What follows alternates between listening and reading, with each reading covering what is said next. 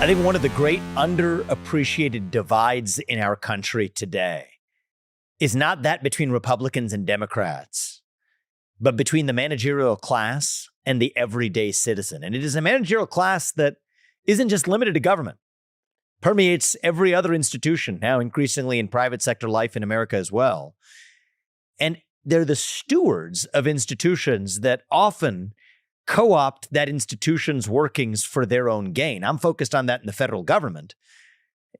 Talk a lot about the fourth branch of government, the administrative state, which I intend to dismantle. We have three branches of government in the United States: executive, legislative, and judicial. There's no fourth codified in the Constitution. The last time I read it, it's that fourth branch that actually operates with the greatest power today.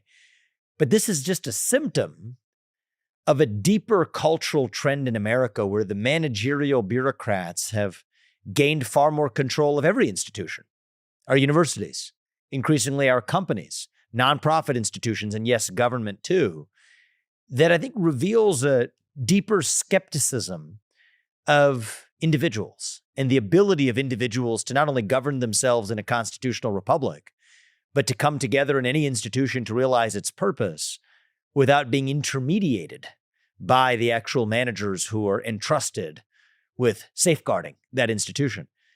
Sort of reminds me of a story I first read in high school. It was Dostoevsky's The Grand Inquisitor. That was the chapter out of the Brothers Karamazov, one of his great works. And the way the parable went was Christ came back to earth in the middle of the Spanish Inquisition, and he was spotted on the street performing miracles. And then the Grand Inquisitor of the church heard about this, and when he was spotted on the street, he had Christ arrested. And the peak of the chapter is the dialogue between the Grand Inquisitor and Christ in that prison cell, where the Grand Inquisitor tells Christ that we, the church, don't need you here anymore. In fact, your presence here impedes our work. And he sentences Christ to execution the next morning. What do I mean when I'm talking about the managerial class? I'm talking about the Grand Inquisitor, the one that Dostoevsky wrote about in The Grand Inquisitor.